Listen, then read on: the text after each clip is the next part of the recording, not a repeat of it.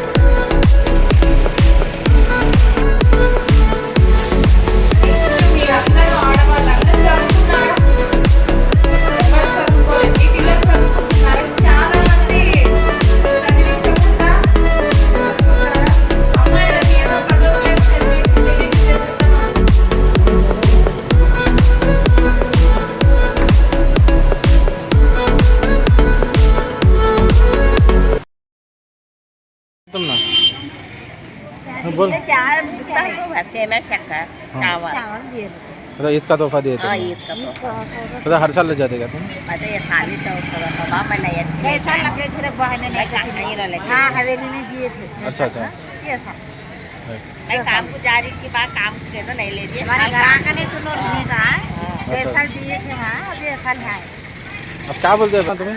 अच्छा रखा हर साल दे दे गरीब आगे साल जी को है तो खाते बच्चे नसीब में ऐसे क्या भी खाने का रिजक है तो अल्लाह खलाता आगे साल हमारे हैं कि अपने है अब అంటే ఈ సమావేశం కారణంగా మేము కొన్ని మీకు ఒక అవగాహన ప్రోగ్రామ్ లాగా కూడా చెప్పాలనుకుంటున్నాము.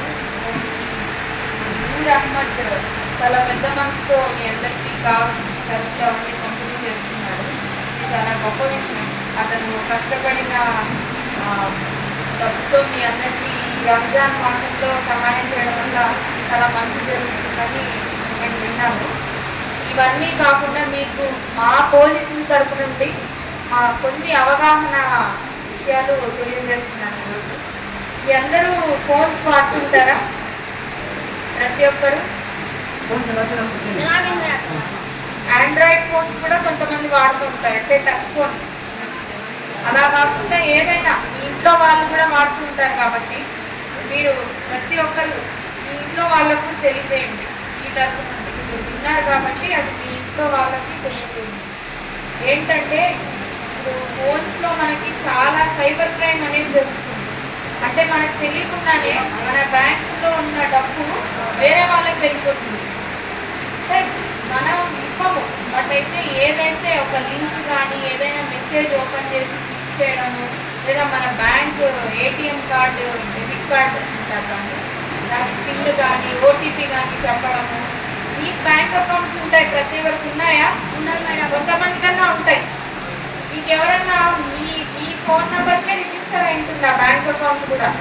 మీకు తెలియకుండా ఎవరైనా మీ ఫోన్ నెంబర్కి ఏదైనా మెసేజ్ వచ్చి ఈ నంబర్ చెప్పండి అని చెప్పినా కూడా దయచేసి ఎవ్వరికి వాటిని చెప్పద్దు. ఎందుకంటే మీ బ్యాంకులో అది 1000 రూపాయలు ఉన్నది, 2000 ఉంది, 10,000 ఉంది, 1,00,000 రూపాయలు ఉన్నది. ఆ ఓటీపీ కానీ చెప్తే మీకు తెలియకుండానే మీ డబ్బులు వెళ్ళిపోతాయి.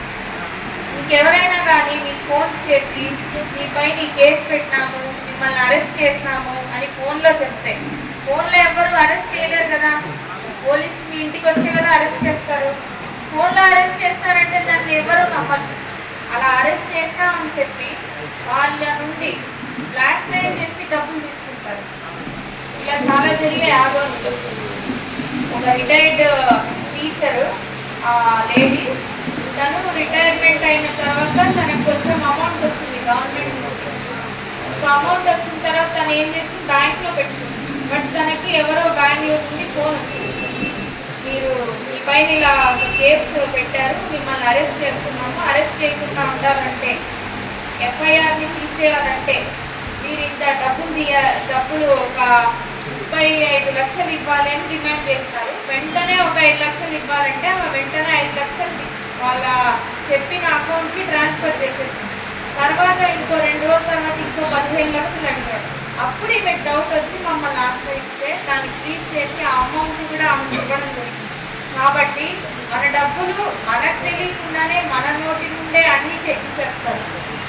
మన నోటి నుండే పిన్ తెప్పించుకుంటారు, మన చేతిలో నుండే డబ్బులు వేయించుకుంటారు. ఇవన్నీ ఇవే కాదు, ఇంకొంతమంది మీరు నెల నెల ఇంత డబ్బులు కట్టండి, మేము ఇంకోటి ఏదో దాంట్లో ఇన్వెస్ట్ చేస్తాము, పొదుపులో పెడతాము అని ఎవరో ఒకరు చెప్తా ఉంటారు. లేదా మీకు ఊరికే వడ్డీ లేకుండా రుణాలు ఇప్పిస్తాము, మీరు మాకు ఇంట్లో అంతో కమిషన్ ఇస్తే జస్ట్ మాకు ఒక 2,000 10,000 కట్టండి, 10,000 కడితే మాకు ఒక 1,000 రూపాయలు కమిషన్, 10,000 కడితే మీకు ఒక 2 లక్షల దాకా సబ్సిడీ రుణాలు ఇస్తాము అని ఎవడో చెప్తాడు.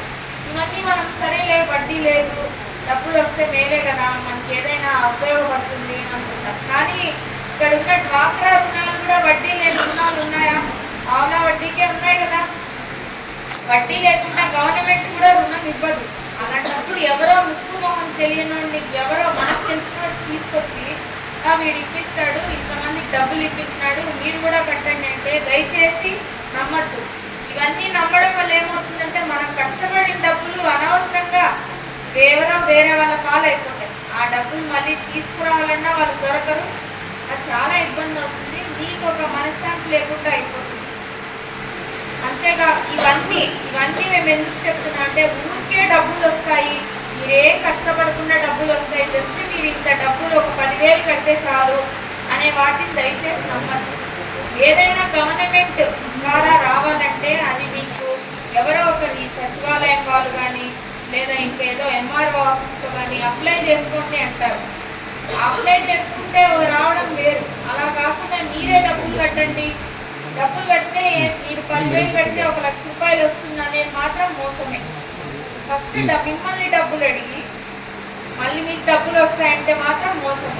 దయచేసి ఇలాంటి మాటలకి నమ్మి మోసపోవచ్చు.